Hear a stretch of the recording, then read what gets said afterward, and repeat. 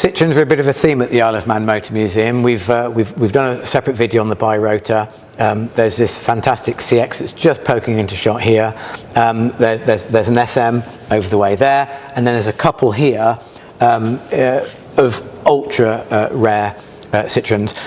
We've got a Tissier-bodied DS, which we're going to talk about very briefly, but the main video is on the M35, which I've never seen one before, although apparently there's more of those left than there are Birotors. The guy behind it all, of course, is Darren Cunningham here at the Isle of Man Motor Museum. With the Tissier, what do we know about the Tissier? Because I gather there's a lot of rumour and not a lot of fact. Yes, yeah, so Tissier basically did conversions on Citroens for a number of years. On the DS they did these transporter styles, and they did a van based one, and the rumour has always been that Citroen kind of okayed these conversions and helped support them. They are very well executed. You know, it takes advantage of the hydraulic suspension to sort of raise and lower and allow loading onto it.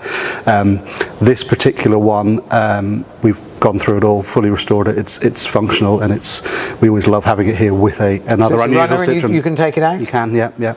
Some of the smaller roads over here aren't quite ideal for it, but it gets around them. See it breaking its back on some of the roads, yeah. Yeah, well, hopefully one of the axles can be lifted, so that does let us navigate a little bit further than you expect.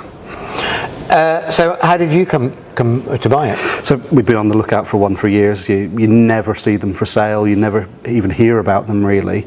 And Dad was doing work in Belgium, and someone said, oh, I've got an old Citroen in the garage you should come and look at. And that was that. Wow, that's quite something. That must have been a big garage. It definitely was. Quite a big garage. And I gather that pretty much no two were alike. They did 4 wheels at the back, 6 wheels. They did twin cabs, single cabs. Yeah. Every single one I've seen is different. Yeah. I think, you know, if you were speccing one of these, you could get Tissier to do almost what you wanted within reason. Yeah. Right, but the video really is about the M35, yes, which I've always found fascinating, because this was a precursor to the Birotor, yes, really. Yep. And it was a test bed. Yes. So my understanding is the story behind the M35 was Citroen got into bed with NSU, created Comotor.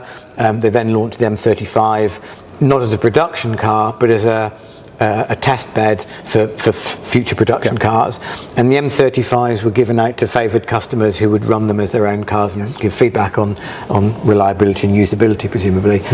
How many were made, roughly? I think it was about 267 were made. Right. And usually all the cars, they all have a number sort of painted on the front wing saying prototype number, and this is number 408. Of 267. That makes a lot of sense. Yep. Maybe they started at 500 and counted down. I cannot even come up with a reason as to why it's like that. It's just they're like that. Well, if Lamborghini and Ferrari can make up production numbers, exactly, why can't Citroen? Yeah. So what's the mechanical setup? It's a single rotor. Yeah. So it's a single rotor engine. Okay. It's effectively, you know, the single rotor engine version of the engine that is in the Birotor and the NSU Row 80. It's just a much smaller car, obviously, than those as well. So they were trying it as this sort of 2-door AMI-derived coupe, it's kind of a nice little runaround type vehicle was what they were going for with it. It's an interesting body style. I mean, to choose a coupe for a family car rather than well, I suppose hatchbacks were still quite unusual then, although they were around. But to have just a 2-door coupe with a saloon boot rather than a hatch, it just seems like an interesting way of doing things. Well, but then Citroen were interested. They were, and also it could have been the case they were treating the Rotary as the sporty variant. In which case, yes, why not put it into something with a bit more style than the, let's say, sometimes more challenging looking than me. So my understanding is that since you bought the car, it's never been a runner, so you don't know what it's like to drive. But what's it going to take to get it running? Well, what we discovered when we bought the car was the starter motor we'd been told was missing. Starter motor was there. It was actually the distributor was missing. And as you can imagine, a twin spark single rotor engine has a very unusual distributor. So it's been on static display for a while, but we did come up with a solution quite recently. Okay, and it was quite a novel solution, and we'll see you there in a moment. Okay, so here is the answer, the rather radical solution to the problem of the missing distributor. Yes. And is it an entire M35 chassis? Yes.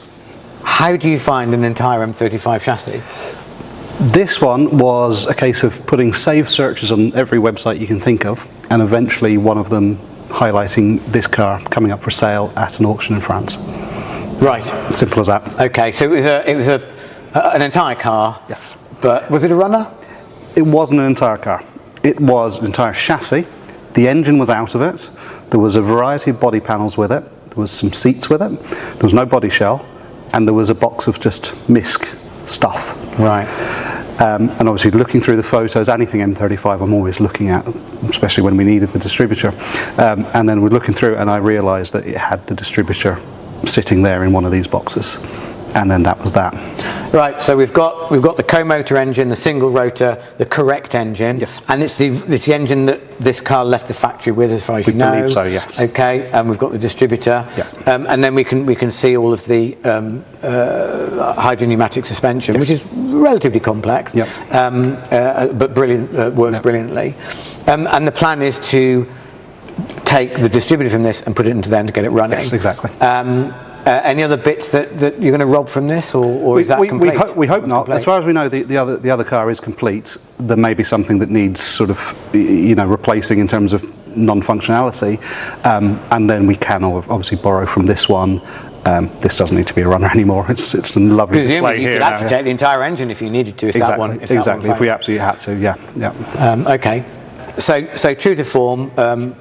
With Darren, who never knows when to stop, he's probably the only person in the world with 1.5 M35s. Bearing in mind, I've never even seen an M35 before. Of course, this was the precursor to the Birotor, so we've done a separate Birotor video, including some driving impressions. So get along and see that if you haven't seen it already.